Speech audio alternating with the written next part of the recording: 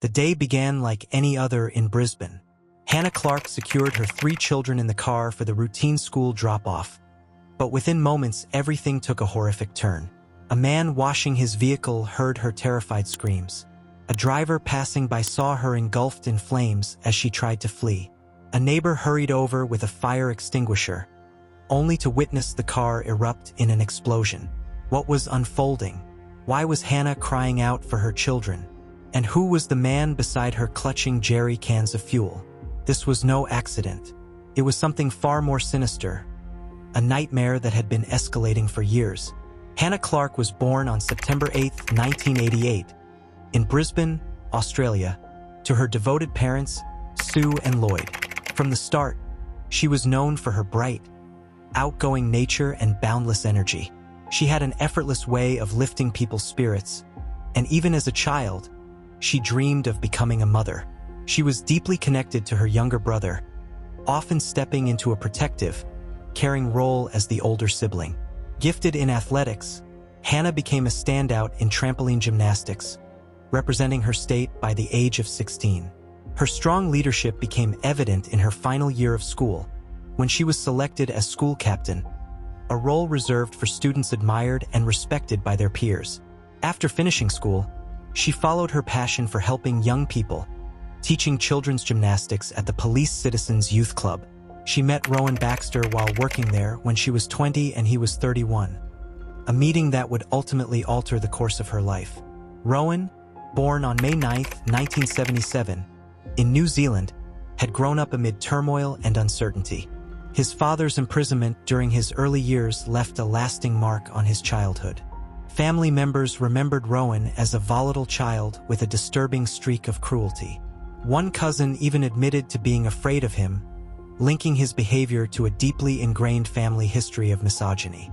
Despite his troubled beginnings, Rowan pursued athletics, playing rugby for Tauranga Boys College before earning a contract with the New Zealand Warriors rugby league team in 2005. Although he was technically part of the team, he never appeared in an official match, earning only a modest $10,000 yearly contract.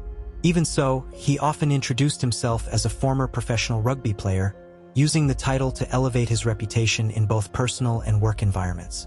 Those who knew Rowan described him as extremely competitive, controlling, and quick to anger. He had an overpowering need to assert dominance over others and could not tolerate rejection. Before crossing paths with Hannah, Rowan had already been married and had a son from that relationship. He married at 18, while his wife was only 16. By the time their son reached the age of 2, Rowan's controlling behavior had become intolerable. His wife wanted to leave, but he refused to allow her to walk away. He turned to stalking and intimidation. In one disturbing incident, he told her he had placed a hosepipe in his car and had considered a dark fate for himself and their child. Feeling cornered and unsafe, she remained with him despite her fear. In 2008, while Hannah was coaching gymnastics, Rowan's son took part in one of her classes. That moment marked Hannah and Rowan's first meeting, even though he was still married at the time. He began pursuing Hannah, insisting his marriage was already finished and that he was only living with his wife for their son's well-being. Just a few months into their affair, Rowan formally ended his marriage, moved out, and agreed to co-parent. Yet his aggressive behavior didn't fade. He continued to intimidate his ex-wife whenever conflicts over parenting arose. Around 6 months into his relationship with Hannah, she discovered she was pregnant. Although she wanted to keep the baby, Rowan pressured her to terminate the pregnancy, insisting she was too young to handle the responsibility. In October 2012, Hannah and Rowan married, and at the time, she was 14 weeks pregnant with their first child. Soon after the wedding, Rowan stopped paying child support for the son from his previous marriage. On April 10, 2013, their daughter Aaliyah was born. She grew into a bright, expressive child who loved reading and had a strong sense of right and wrong. Even at a young age, she noticed how her father treated her mother and wasn't afraid to challenge him. In January 2015, with their shared passion for fitness, the couple opened a gym they named Integrate Gym. Though Hannah's parents and another investor helped fund the gym, the business ultimately struggled to stay afloat. During this period, Their second daughter, Liana, was born on March 19, 2015. She had a gentle, calming presence and often played the role of mediator in the household. Strongly resembling Hannah, she would try to soothe her father whenever he lashed out in anger. Their third and youngest child, Trey, arrived on December 4, 2016.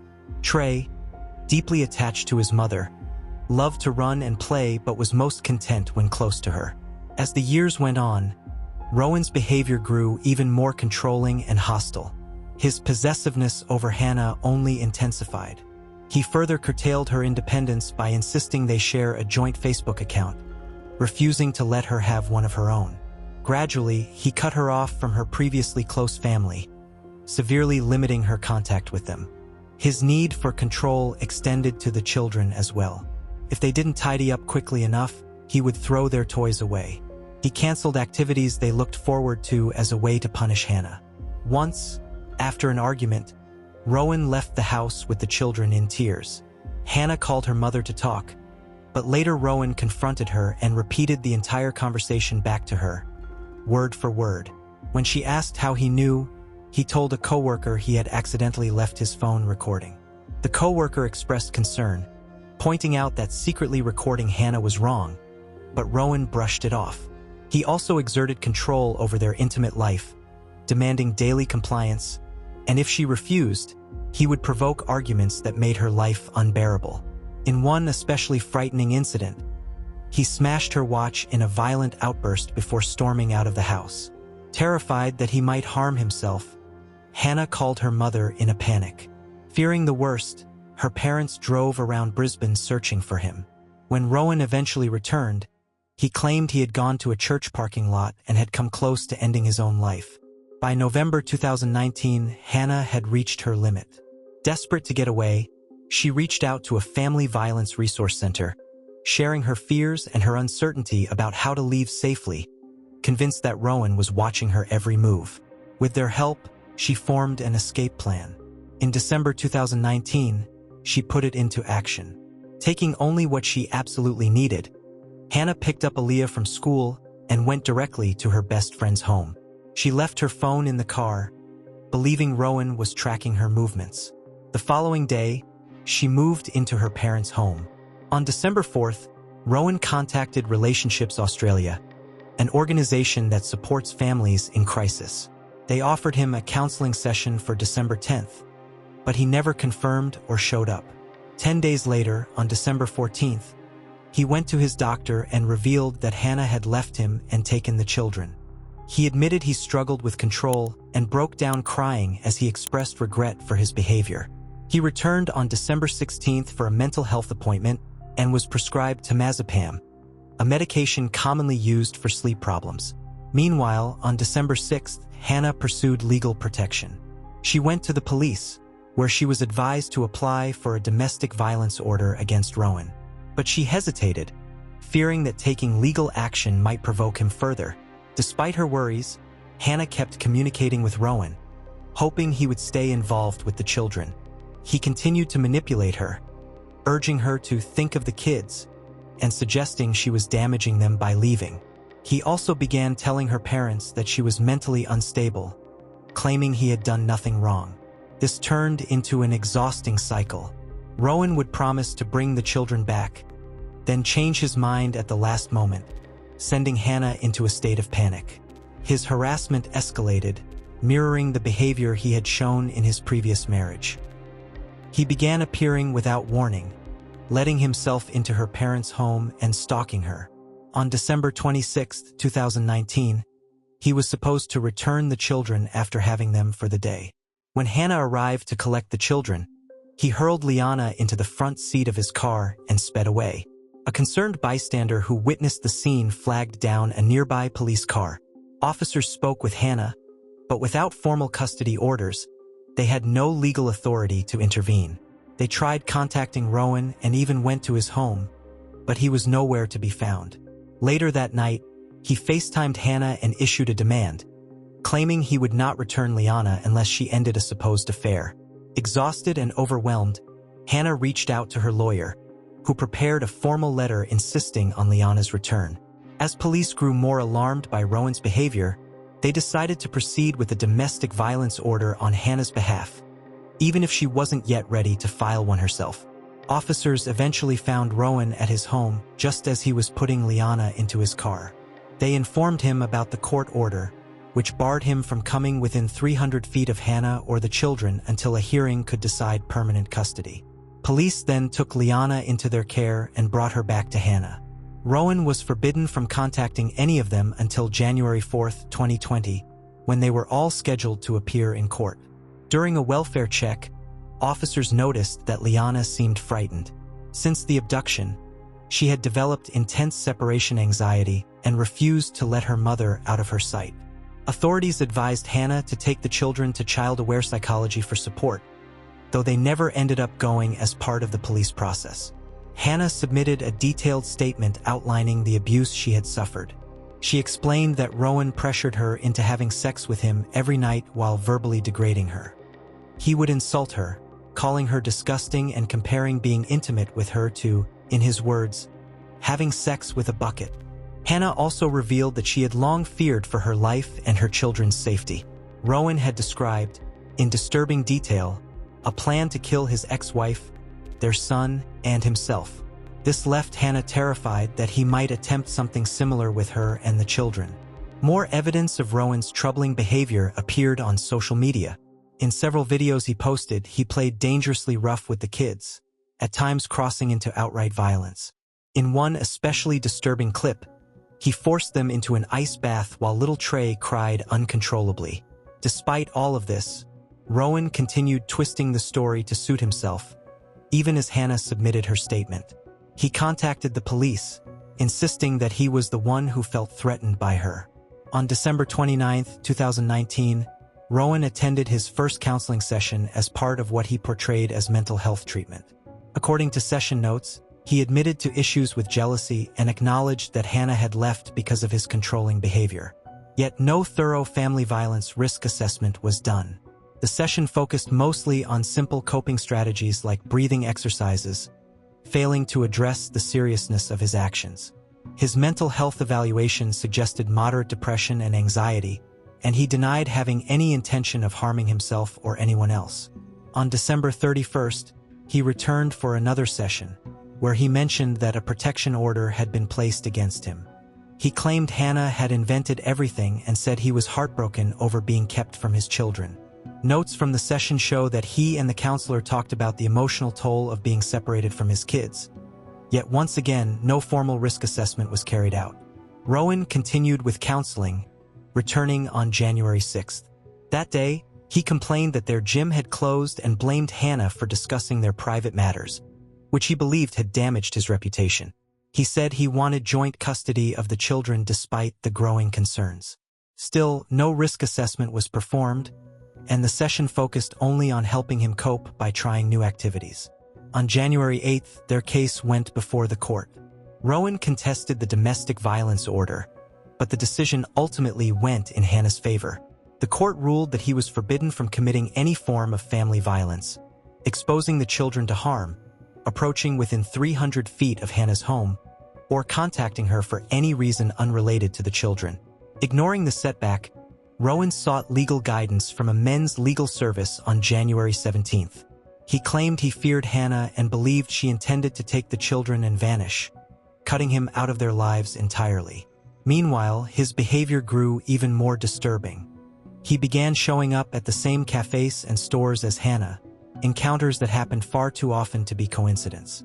She grew increasingly convinced he had placed a tracking device on her car. Rowan's monitoring of her intensified after he attended another counseling session on January 21st, during which he insisted he was being unfairly portrayed as mentally unstable to limit his access to the children. Determined to overturn the domestic violence order, his lawyer submitted a letter to the court arguing that Hannah had only sought it to regain custody of Liana. On January 23rd, the court issued its final custody ruling, granting Hannah full custody while giving Rowan alternating weekends with the children. Every other week, they were to stay with him from Thursday to Friday, with shared holidays and scheduled FaceTime calls. All exchanges were required to take place at Hannah's parents' home. Despite the formal arrangements, The children were clearly distressed by the situation. They often expressed hesitation about seeing their father, especially Aaliyah. During one overnight stay, Aaliyah called Hannah crying, saying they were driving somewhere but she didn't know where they were being taken. On January 31st, Rowan returned Trey later than the agreed-upon time. When Hannah unbuckled her son from the car, she noticed explicit photos of herself left deliberately in view. Shaken, she grabbed the photos and turned to head inside, but Rowan abruptly stepped out of the car and twisted her wrist behind her back. Alarmed, Hannah's mother immediately called the police. Rowan denied everything and tried to file a domestic violence order against Hannah in retaliation. A doctor later confirmed that Hannah had a sprained wrist and fitted her with a splint. She reported both the assault and the breach of the domestic violence order to police, but when officers attempted to question Rowan, he refused to speak without a lawyer. Meanwhile, Rowan's life was falling apart. He lost his job as a personal trainer, and Hannah's lawyers notified his legal team that because of the latest incident, she would no longer be following the parenting agreement, meaning Rowan would no longer have access to the children. Enraged, he became consumed by anger. He saw himself as the injured party, and his refusal to acknowledge his own actions only deepened his resentment toward Hannah. Despite violating the domestic violence order, police did not detain him immediately, instead issuing a notice to appear in court. He was also charged with common assault for causing Hannah's wrist injury. On February 17th, Rowan went to a hardware store and bought zip ties, a jerry can, and denatured alcohol. The following day, he filled the jerry can with 5 liters of gasoline. While making these purchases, he also picked up 3 Kinder Surprise eggs and some lollipops. At 3:28 p.m. on February 18th, he contacted Youth and Family Services to ask about a men's support program. 30 minutes later, he called a men's helpline with the same inquiry. That evening, at 6:25 p.m., he phoned a friend in tears, saying he was unable to see his children. After a long moment of silence during the scheduled FaceTime call, he didn't speak at all, only sat there crying. Sensing something terribly wrong, Hannah felt a chilling certainty that danger was close. She confided in her mother, saying she needed to write a will because if Rowan killed her, he would end up in prison, and someone would have to raise the children. She also told a friend at the gym that she believed Rowan was going to harm the kids, or worse. Her deepest fears were about to come true. On the morning of February 19, 2020, Hannah and her mother followed their usual routine and went to the gym. Afterward, Hannah arrived home at 6:20 a.m., then stepped back out to pick up coffee for herself and her mother. She later sat on her mother's bed sipping her drink while her mom got ready for work. The children stayed close by. At 7:20 a.m., Sue kissed Hannah and the kids goodbye, not knowing it would be the final time she ever saw them alive. Hannah buckled her 3 children into the car to take Aaliyah and Liana to school. Trey sat strapped into his seat in the middle, while Liana was positioned behind the passenger side. Just as Hannah started the engine, Rowan suddenly appeared, leaping into the passenger seat. Holding a jerrycan filled with gasoline, he demanded that she start driving. Terrified, Hannah screamed at him to get out. She managed to drive only a short distance before stopping near a man who was outside washing his car. In desperation, she yelled for help. "Call the police! He's going to kill me. He's poured petrol on me." The man turned to see Rowan pinning Hannah down, preventing her from escaping. She fought to break free, but Rowan stayed disturbingly calm, maintaining full control. Then, in a split second, Hannah broke free and stumbled out of the car. But it was too late. Rowan had already ignited the fuel. Fire swallowed the vehicle and flames tore across her body. The man reacted instantly. Seeing her burning, he shouted for her to roll on the ground while he grabbed his hose to put out the fire. Once he managed to extinguish the flames on Hannah, he turned the water on Rowan, whose clothes had also caught alight. As the reality of what was happening hit, Hannah cried out about her children. Understanding her words, the man rushed inside to call emergency services. When he returned, another passerby, Samantha, had arrived. She'd seen thick black smoke while driving and had raced toward the scene. She took hold of the hose and continued fighting the flames. Samantha stayed by Hannah's side, comforting her while they waited for emergency crews to arrive. Racked with pain, Hannah kept pleading for news about her children nearby.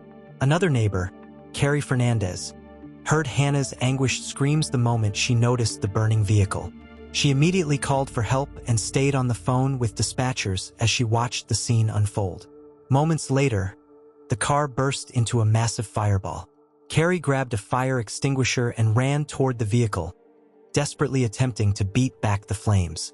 The heat was so intense that the car began rolling backward, prompting bystanders to shout warnings for her to stay safe. Hannah, barely able to stay on her feet, cried out in overwhelming despair, "My kids!" Investigators would later learn that Rowan had placed the fuel-filled jerry cans directly in front of Aaliyah's seat, ensuring the explosion ignited right where her feet had been. Although Rowan wasn't carrying any fuel himself, each of the children had fuel on them, and so did Hannah. As the blaze intensified, Rowan suddenly dove back into the burning car. For a brief moment, it looked like he might be attempting to rescue the children, but instead he grabbed something and leapt out again. A bystander quickly realized what Rowan had taken: a knife. Understanding the danger, he shouted a warning to Carrie Fernandez, who was still trying to control the fire with the extinguisher. She stepped back as Rowan, now armed, prepared for his final act. Without pause, Rowan knelt down, placed the knife's tip against his chest, and threw himself onto it. He curled up on the ground and died soon afterward. The destruction Rowan caused could never be undone. In just one morning, he ended the lives of his 3 children, Alea, Liana, and Trey, and left Hannah with burns over nearly her entire body. Even as first responders reached the scene, Hannah could only think of her kids. She kept pleading, "Are they okay? Did someone get them out?" But the paramedics already knew the reality. There were no words that could lessen her suffering. Instead, they encouraged her to concentrate on her own survival, aware she had only moments before she would lose consciousness. Hannah called her father, and when Lloyd Clark answered, he heard nothing but silence. He assumed it was an accidental call, maybe from one of the children, and ended the call. Only later did he discover the tragic meaning behind it. It had been Hannah unable to speak, making one last attempt to reach out to her dad. At 4:50 p.m. that same day, Hannah succumbed to her injuries. She was the last in her family to die. After Rowan's death, authorities found a chilling note on his phone. It read, "I'm finishing your game. I don't want to play anymore. You can't mess with someone's life like this and expect them to take it. I have told the kids that you love them. They will miss you, I'm sure." Autopsy reports revealed the full horror of what had happened. Hannah died from multi-organ failure due to the severity of her burns. Alea, only 6 years old, suffered burns over 100% of her body. Her blood showed toxic levels of carbon monoxide, but that was not what killed her. This meant she was still alive as the fire overtook her. Liana, only 4, died from a combination of severe burns, smoke inhalation, and other injuries caused by the blaze. Trey, barely 2, suffered the same tragic end. Rowan, who fatally stabbed himself in the heart, had no drugs or alcohol in his system. His brain showed no abnormalities, confirming that his horrific actions were not the result of a mental collapse, but a deliberate, calculated choice. The events of February 19, 2020 sent a wave of grief and outrage across Australia. For many, it revealed a painful reality. Coercive control, the psychological and emotional abuse Rowan had inflicted on Hannah for years, was still poorly recognized and often not treated as domestic violence. On March 9, 2020, Hannah, Alea, Liana, and Trey were buried together in a single coffin. Her brother, heartbroken and overwhelmed with grief, offered his final words, "I am so sorry I couldn't protect you. If you found this case fascinating, don't forget to like the video and subscribe to the channel. We post crime case videos every night. Until next time, stay sharp, stay vigilant."